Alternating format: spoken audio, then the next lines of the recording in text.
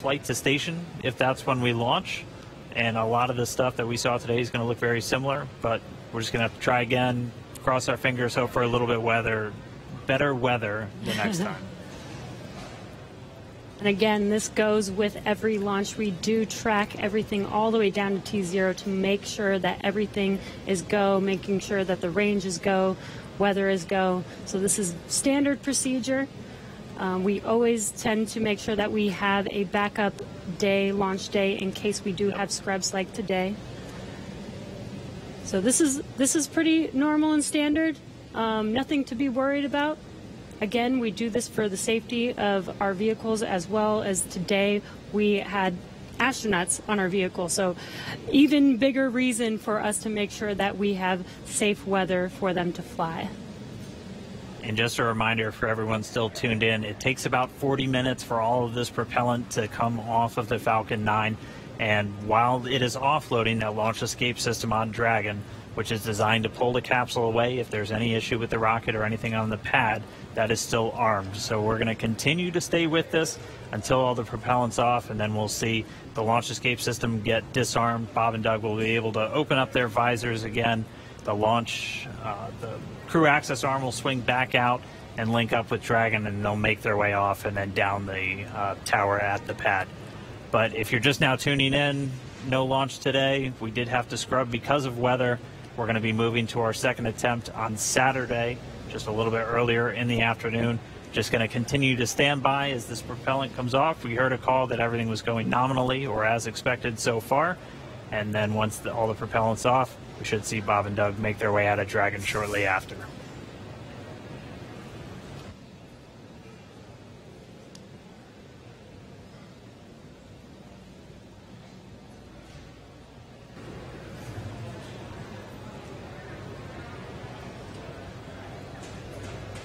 And what you're seeing on your screen is a live view of Bob and Doug on the right side inside of Dragon as they're waiting for propellant to be removed from the vehicle so that it is safe for them to disarm the launch escape system.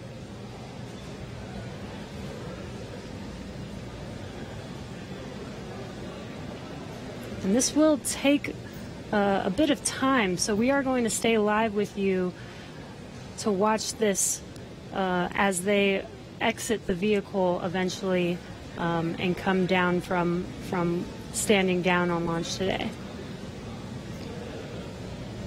Up until the point of the scrub, we had a really clean countdown, weren't tracking any issues with Falcon 9 or the Dragon spacecraft, so always a good thing to see. We did have to scrub because of that weather. To be a little bit more specific, we were still in violation of one of the weather criterias. It was the strength of electric fields in the atmosphere that the 45th Space Wing and other weather operators are monitoring around the launch pad. And that's one of those rules where we need a certain amount of time if we're in a violation. In this case, nominal, roughly 50% on stage 1 locks in fuel, 85% on stage 2 fuel. So the propellant offload on Falcon 9 continuing to go well. But we needed a little bit more time if we were going to be able to clear that launch weather constraint. And since we do have an instantaneous launch window today, we weren't able to make it. So we hope for better weather coming up on Saturday, where again our next launch attempt is going to be at 3:22 p.m. Eastern time, and we'll be able to go through everything. I mean, we saw them get suited up. They had a great ride out to the pad. All of their initial checks on both the suits with pressure checks and communication checks went well. Able to get the Dragon hatch closed, the launch escape system arm, and Falcon 9 started its fueling. Just not able to make a good weather window today. And as John and I said earlier, it was just another great rehearsal today. I don't think you can get enough practice doing this. So when Saturday comes, or the day that we can actually launch the vehicle, Bob and Doug and the NASA and SpaceX team are fully prepared with just an extra rehearsal on the belt now. Yeah, as we had talked a couple of times throughout our countdown, the weather is a lot more complex when we're launching humans. You have some more stringent requirements in place, not only around the pad, but in the case of this launch today, we were also looking at whether the entire ascent corridor, as we call it, so basically the entire way that they were flying up the east coast of the United States in this launch today. We're monitoring that weather because those are areas that if they have an ascent abort, or basically Dragon firing off of the Falcon 9 while they're flying into space, we have to make sure that conditions are good in the sea states around those areas, just so they're not going to be landing in the middle of a hurricane, which we did have a tropical storm forming right off the coast of South Carolina today, just to help complicate things a little bit. And people might be asking, if we knew the weather was going to be a little iffy today, why continue to count down? Well, that is the reason why we do all these checks all the way to count down. In Florida, the weather is, pretty sporadic. Sometimes a thunderstorm or hurricane will pass through. Within 20 minutes, it's gone, and we could have clear skies for a safe launch. So we continued as scheduled. Standard procedure again to just continue to monitor weather all the way down to the last minutes of the count, and we see what happens. So today, unfortunately, we did scrub for weather, but we will attempt again this Saturday on May 30th.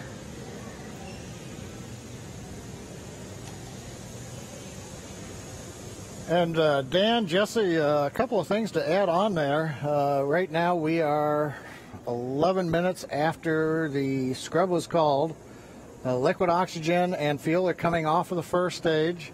Hard to tell from the view. It's still a little misty around the tank because there's locks on board.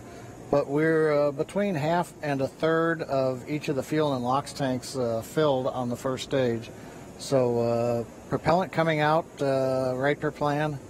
The second stage fuel tank is offloading. That's going slower, but it's also a smaller tank. It doesn't take very long to either load it or to offload it. The other thing that we're working on is the high-pressure helium spheres, as well as the nitrogen spheres for the landing leg system. The pressure will be brought down on those, eventually getting it down low enough to where people can re-enter the pad area. So right now, the team is preparing, once they get a permission, the SpaceX ingress-egress technician team will come back inside the caution area around the pad, make their way up when conditions are right, open up the hatch, and assist the astronauts out of the Dragon. I'd like to point out that for those who are wondering whether or not, having gone through this, putting propellant, pressurization gases on, getting fairly close to launch, whether that has done anything to wear out the Falcon 9 or the Dragon, the answer is no. If you can recall, the Falcon 9 is designed for at least 10 flights, and about the time we get up to a 10th flight, we'll be doing testing to find that we probably got enough margin to keep flying. So this is the very first flight of a new first stage and a new second stage. So we haven't even gotten through the first flight. And in all of our margin calculations, we also take into account the fact that we may scrub a launch. So even today's operation, where we have pressurized and we have stressed the vehicle a little bit, that's taken into account in our design and our qualification testing. The other good thing is that the most stressing part of the flight for the Falcon 9 on the first stage is the re-entry. So we didn't even get through that. So we're sitting here on the pad. It's a fairly straightforward situation and not stressing on the Falcon 9. And on the Dragon spacecraft, with the human rating factors to carry crew, there is enough factors of safety, margins of safety, redundancy, that just having 2 people on board and closing the hatch and even pressurizing the propellant system does not eat into the margins of the offloads continue nominally 30% on stage 1. So right now everything's continuing to offload. The automatic sequences that we use routinely, both at the launch sites, Kennedy Space Center, Cape Canaveral, even Vandenberg Air Force Base, as well as in our Texas test site for first and second stage. Those sequences are running. Propellant is coming off of the vehicle per plan. And we see Bob and Doug up in the Dragon spacecraft, just waiting when we can get up there, open the hatch, and help them egress and come on back down the tower. And the other thought I had, Dan and Jesse, is right now we are coming up on what would have been T0, and I'm wondering 10 minutes from now whether the weather officer would turn around and say, yes, it turned good. You just didn't have a long enough window. We only had 1 second and we needed 10 minutes. So we'll have to ask offline and say, hey, did the weather conditions improve? And one thing I'll tag on to that Dan was mentioning and Jesse was talking about, the launch opportunities. The launch window does move earlier on Saturday a little bit. So it just happened to be Orbital Dynamics said today, if you want to go to the International Space Station and you want to launch northeast, which is the approved trajectory, you have to go right at 4:35 p.m. Eastern Daylight Saving Time. You pick another day, the T0 moves. It's just luck of the draw. We might have been doing this at 8 in the morning when we were getting lightning, or we could have been doing it a few hours from now when conditions may have been acceptable. So in the end, we can all look at Isaac Newton and Johannes Kepler for orbital dynamics telling us when do we launch, and that stuck us right in the middle of a period of bad weather. So there's my science lesson for today, Dan and Jesse. Appreciate that, John. That helps soften the blow of just moving past that T-0 time.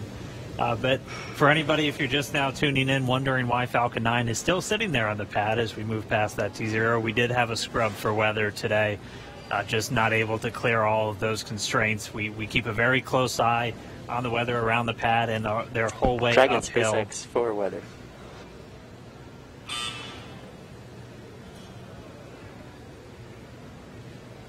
Right now, Bob and Doug are still inside of Dragon, go ahead for weather. Yeah, I just wanted to give you some more words on the scrub rationale. Yeah, so we basically scrubbed due to 3 rules that we were violating. All 3 would have been expected to clear 10 minutes after our T0 time. And those 3 were natural lightning, the field mills, and the attached anvil.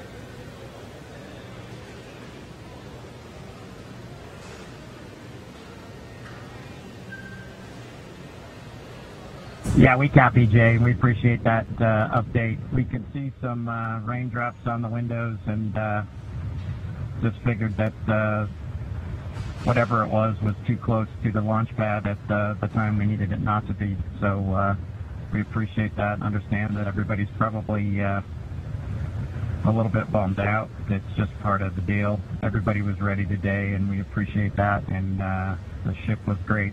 And we'll do it again, I think, on Saturday. Copy all. And yeah, we concur. And appreciate your resilience sitting there in the vehicle for us. We got the easy job. Nothing better than being prime crew on a new spaceship.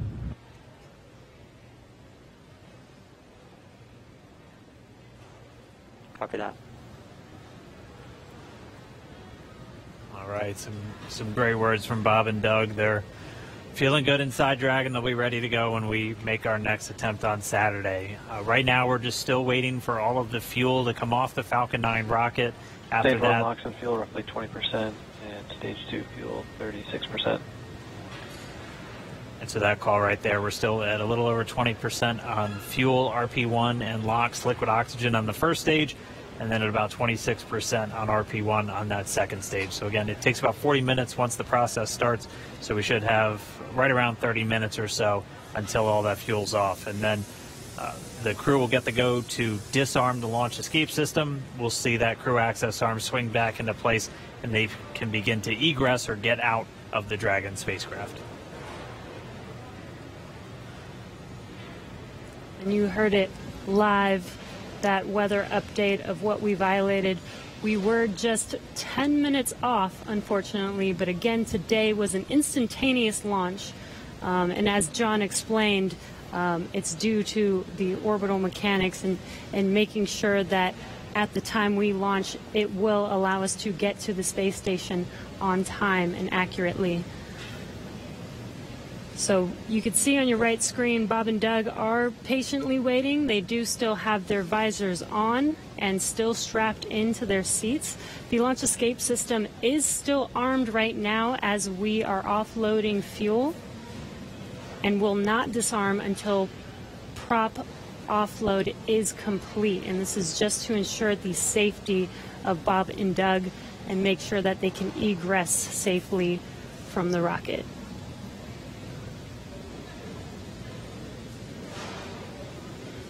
And just a reminder, today, just this first attempt, we're going to be right back here looking like on Saturday for attempt number 2. Launch America is not going anywhere. still on the track to get Bob and Doug into space, get this Crew Dragon up to the International Space Station. So it's always good. If you're going to scrub, probably rather scrub for weather than an issue on either Falcon 9 or Dragon. And we weren't tracking any issues with the flight systems throughout our countdown today. Everything passed with leak checks on the hatches and the crew suits. All the communications working great. All the teams were ready to go. So as John and I said, always nice to have a little bit more practice, and we'll be right back at it on Saturday. What would this launch be if it wasn't even more exciting to try and launch today, and now we have to push it to Saturday? Really got to build the suspense. Yes. So. Hey, Dan and Jesse. Another thought crossed my mind while I'm watching the diagram here showing fuel is just about off. First and second stage we're down under 10%. LOX is also just about off of first stage. 10%. Yep, we're getting the announcement. Fuels roughly 20%. Stage 2 fuels at 20%. Stage 1 LOX is under 10%. So just continuing to come off of the vehicle as expected. On the monitor, Bob and Doug continue with visors down. Their launch escape system is armed, as we've mentioned. If there is anything that were happen to go wrong right now, they still have the viable pad abort means, something that we demonstrated way back in 2015 on one of these webcasts when we fired the Dragon capsule using the 8 Super Dracos off of the launch pad and it splashed down offshore in the Atlantic Ocean. So they're staying there with the system armed until all the hazards are essentially removed and we bring the crew access arm around them. We're standing by a minute. We're going to listen to Launch Director talking to the weather officer.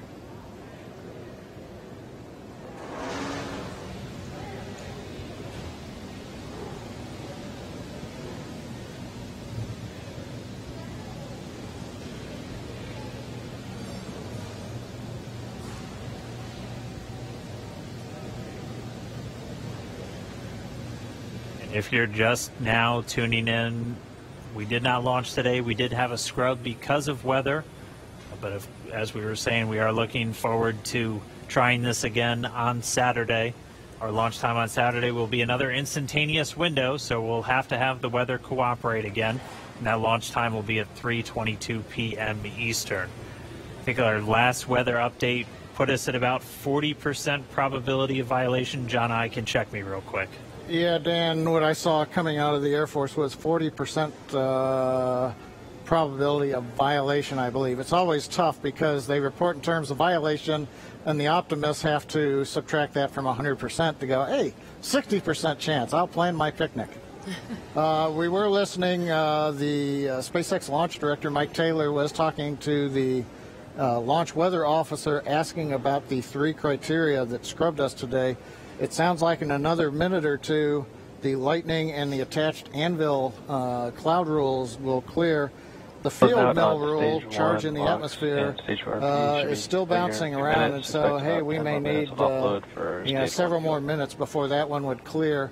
So we'd need even longer than 10 minutes in the window today, it looks like, for all the rules to clear. That brings up what I wanted to mention a little while ago. I got lost listening to the weather brief. But there are a lot of folks who are going, why an instantaneous launch window for Falcon 9 and Dragon? Now, typically when we go to the space station, when we do the mission planning, it's an instantaneous window. There may be enough performance in the rocket to launch somewhere in a 5-minute period, but you've got to pick a time in there. But in the case of Falcon 9, once we start propellant load at T-minus 35 minutes, it doesn't matter so much if you can move 5 or 10 minutes left or right, because the whole sequence is scripted. We do the flight analysis assuming that the temperatures of the propellants are below a certain amount so that we know how much performance is available to the rocket, how much margin we're going to have. So essentially, if you start the countdown, 4 hours, 8 hours out like we were doing today, and you have a very short window, once you get into propellant loading at T-minus 35 minutes, you have to go as soon as you get to zero. We don't have the ability to stop the countdown, wait 5 minutes. Now all of a sudden the liquid oxygen starts warming up from 340 degrees below zero in the ground system, and that changes how much performance you get carrying into orbit, and we don't want to cut into those margins. Now, if we had had something like a 4-hour window, which some communication satellites have, we could actually get down to almost zero, hold the count, detank the Falcon 9, wait a while, it takes us about an hour and a half, reload a whole new batch of cold liquid oxygen and fuel from the big storage tank that we've got there at Pad 39A, and try to launch again. But in that case, you have to be able to launch, about an hour and a half or so later after you scrub. And in the case of the International Space Station, an hour and a half from now, it's nowhere near where we need to be to get to orbit with the performance of the Falcon 9 and the Dragon. So today, it's a combination. We start the day with a 1 second window. Yeah, just informing you, it's but been once 2 we hours, get inside of 35 minutes, it becomes an instantaneous window for the Falcon 9, regardless of what the customer may be able to give us. So there's a little explanation for folks who are wondering why we have such a tight window. Right now, it looks like we are bringing the last bits of fuel off of the stage, and liquid oxygen is just about off of the stage. So things are clocking right along per the 40-minute timeline. Everything looks good, and we'll wait to hear that we're clear, and then when we get the call for Bob and Doug to go ahead and disarm launch escape system, and the crew access arm will watch come back out, center itself around the Dragon hatch, and then the ingress team will go up there and open the hatch. Thank you for the science lesson, John I. Hey, no charge.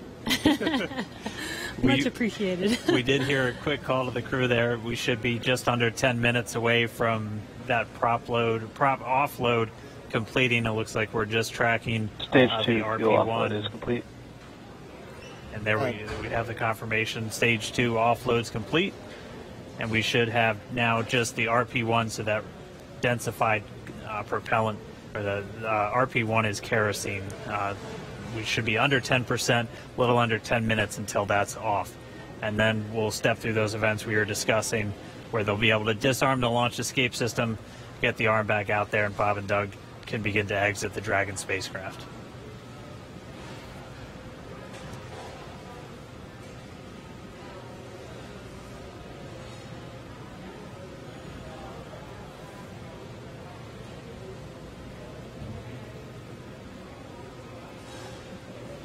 Still not the friendliest skies in the background. That is Florida, though. The weather is constantly changing over there, which is why we always have to keep an eye on it through every single launch that we have out there. Bob and Doug are patiently waiting. As you can see, that is a live view of them on the Crew Dragon vehicle as they're waiting prop offload to complete. Second stage prop offload is complete. We are just waiting on first stage to complete. Stage 1 box offload is complete. Waiting on stage 1 fuel, roughly 5 minutes or so. And again, the launch escape system is still armed. We are waiting for a prop offload to complete before they disarm that, and then they will be able to egress from the Crew Dragon vehicle. And we just heard we should be just under 5 minutes away from the last of that fuel coming out of the Falcon 9 first stage. And then we'll see those events start to pick back up, and we'll see the crew arm swing back out. They've been in those seats for a couple hours now. They typically get inside of Dragon a little over 2.5 hours ahead of launch. So they've been strapped into these seats for quite a while. They are custom sized, though, so they're as comfortable and as snug as possible. Obviously, since they're going to be in them for a really long time. But most importantly, when you're doing that splashdown at the very end of the mission, it's your car seat, and splashing down or landing on land is not the most gentle of procedures in a capsule. So just really making sure that they're snug inside of that Dragon capsule. But we should be a little under 5 minutes away from the prop offload being completed. And as Dan mentioned, those suits are custom made, but the seats are also custom fit for each astronaut as well. They do remain on Crew Dragon for this mission for almost 24 hours about. So we do want to make sure that they are comfortable and make sure that the suits and the seats are comfortable enough for them to stay in that position for a while. I believe when they get into orbit, they are allowed to get out of their seats and get a little bit more comfortable, but it's a long ride for them. Yeah, once they do get on orbit, they are able to get out of the seats and actually out of their suits too, since for this flight path today it was going to take them about 19 hours. So Bob and Doug would actually have had about 8 hours to sleep on board the Dragon capsule. So we weren't able to launch today, though.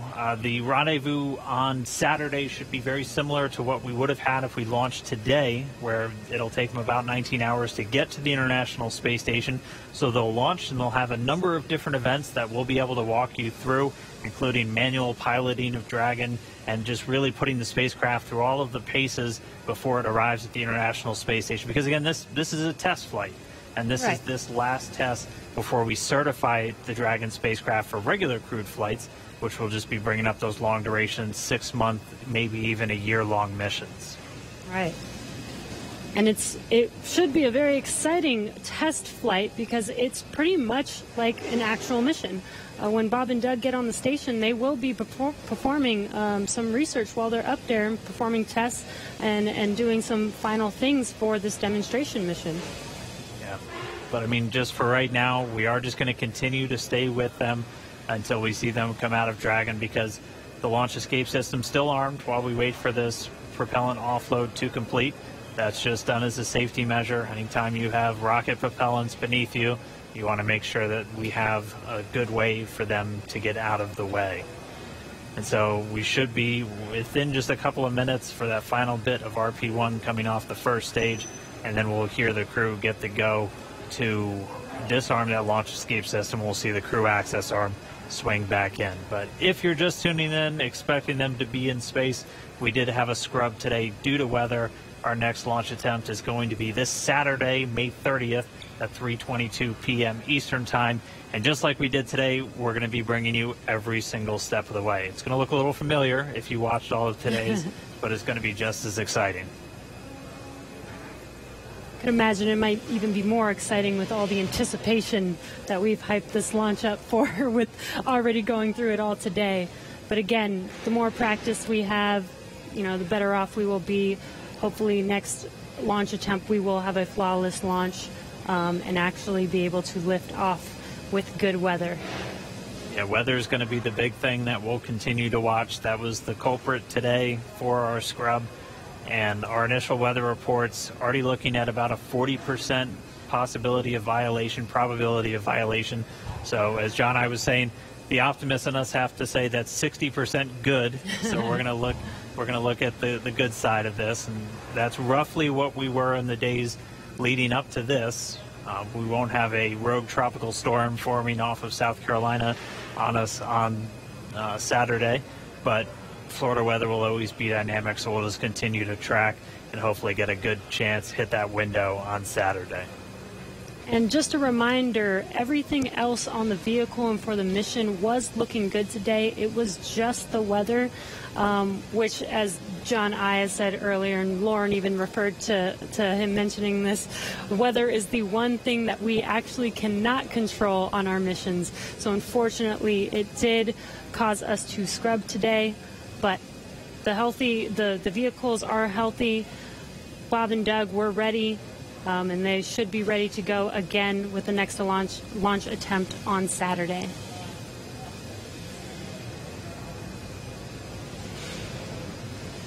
Just looking at our data, it looks like that RP1 is just about all out.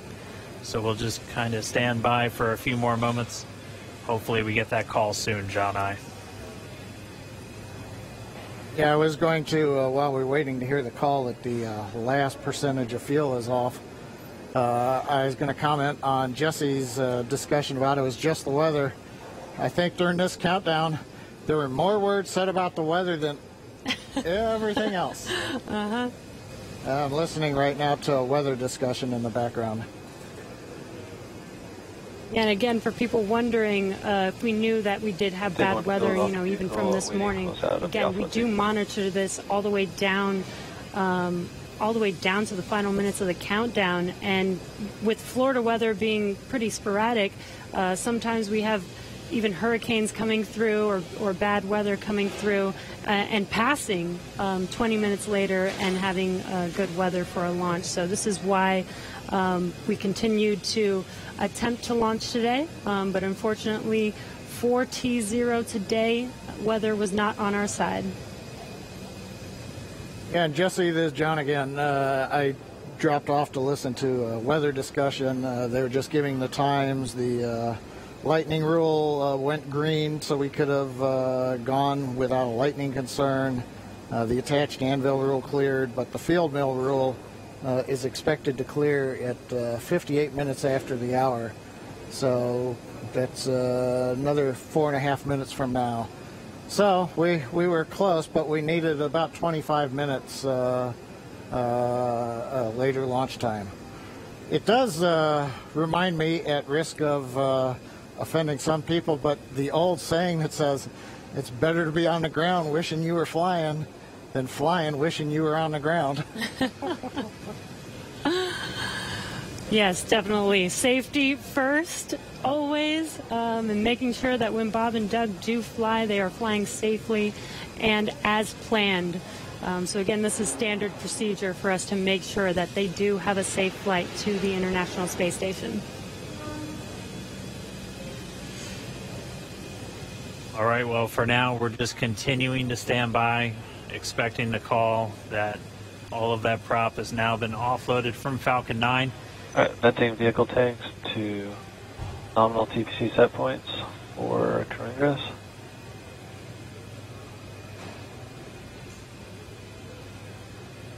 At this moment, the launch escape system is still armed. Once the prop offload is complete, that'll be the next step in our procedures to have Bob and Doug begin to make their way out of Dragon.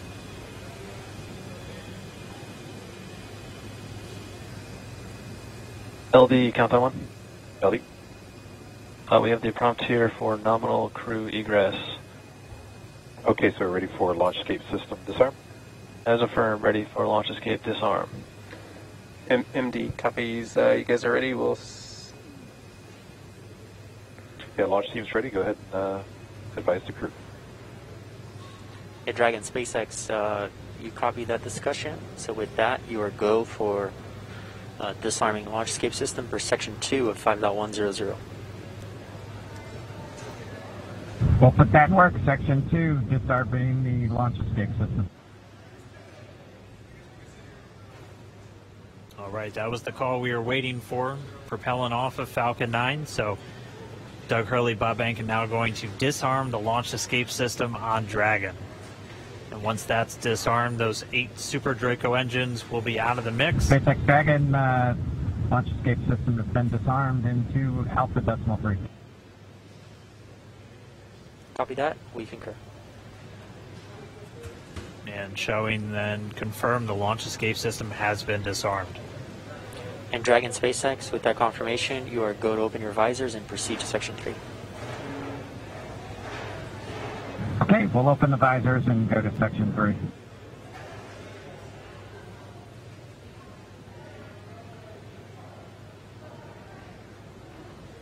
As you heard and you can see, Bob and Doug can now open their visors and get ready for exiting the vehicle.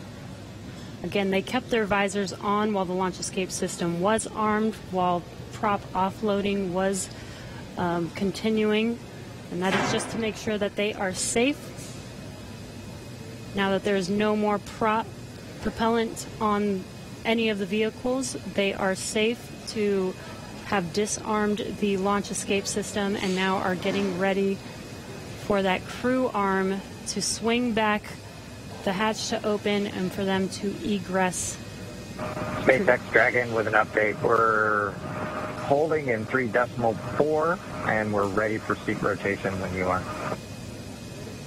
Copy that. We'll wait for the closeout team to open the hatch and verify clearance, and then we can execute seat rotation.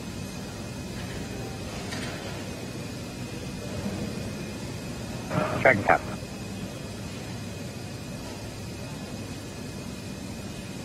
And there's that crew arm swinging back towards Dragon. Once that crew arm is in place, they will be able to open the hatch on Crew Dragon. Bob and Doug's seats will rotate back out of launch position so that they can safely get out of their seats and egress the vehicle. And we heard they'll have what they call nominal egress, so just the normal procedures for getting them out of the capsule. That means the same closeout team that was there to get them in will be able to assist as they come out. They'll arrive and get that hatch open, and then they'll be able to rotate the seats. That'll rotate Bob and Doug pretty much forward, where they'll be in the original position that the seats were configured when they made their way into Dragon. It just gets them a little bit out and under the displays and makes getting in and out of the capsule a little bit easier. They've been in those seats for about 3 hours at this point, so definitely a long day for the crew, as they woke up about 6 hours prior to our T-0, had their breakfast, which we confirmed was steak and eggs, at least for Doug Hurley, and then they proceeded through all of the suit up and the trip to the pad, making their way inside Dragon, where they've been for about the last 3 hours at this point. We were on track for an on-time liftoff right at 4:33 p.m. Eastern Time, but did have to scrub a little under 17 minutes before launch due to weather. So for now, we've offloaded all of the propellant off of Falcon 9. The launch escape system has been disarmed. That crew access arm is back right up next to Dragon, as you can see in that view on the left. Pretty soon we'll see the teams arrive to get the hatch open, get Bob and Doug out, and they'll make their way back to crew quarters and their quarantine. It is important to note that throughout the entire process of them getting into Dragon, suiting up all of those different steps, they maintain that same quarantine that they've been in since for about 2 weeks now, and that is specifically for events like today, where we have to scrub and just go to another day. So we don't want to break that quarantine once we're putting them into that launch vehicle, and that's a standard quarantine that we have for any crew members flying to the International Space Station. The current COVID-19 pandemic obviously puts a little bit of extra pressure and a little bit of an extra spotlight on that, but they're following a lot of the same procedures that we have in place just to keep crew members healthy before they go and spend several months in space in an enclosed environment with just a couple of other people. Right, and it's a little bit more difficult to get them help on the space station, right? So we want to make sure that when they do head up to the space station, that they are fully healthy. So this, again, is standard procedure, not just because of this pandemic that's going on. This is a standard procedure for astronauts to quarantine prior to heading to the station.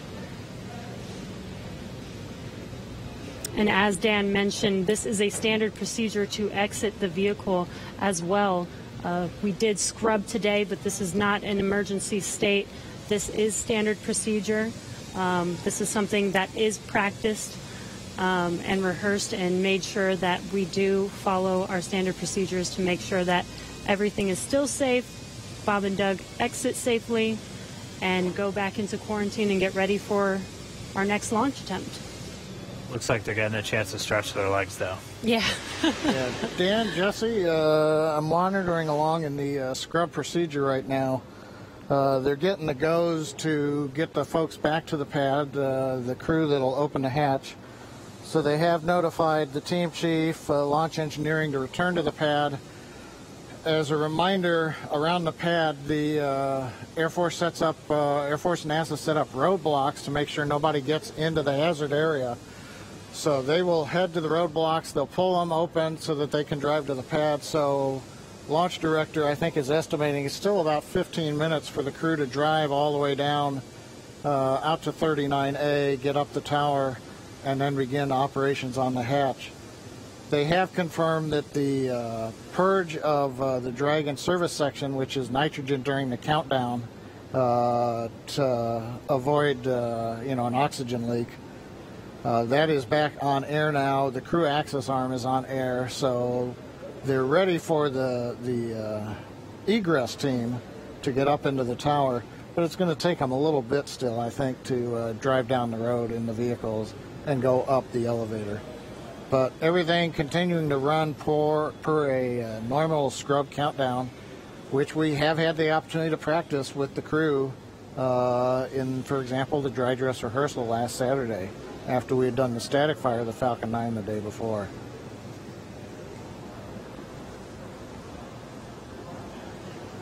I've been seeing a few questions, people asking why aren't we just trying to launch tomorrow?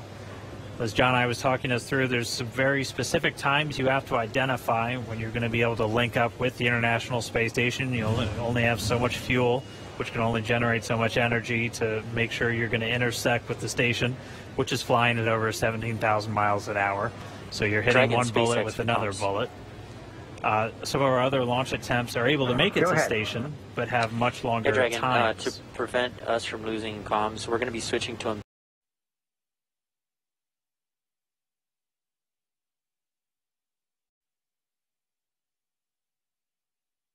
For 3 minutes, we'll stand by for your next call on umbilical. copy. The crew getting a call, they're just going to reconfigure some communications. But as to why we're not launching, say, tomorrow, And core and countdown 1, loops are merged.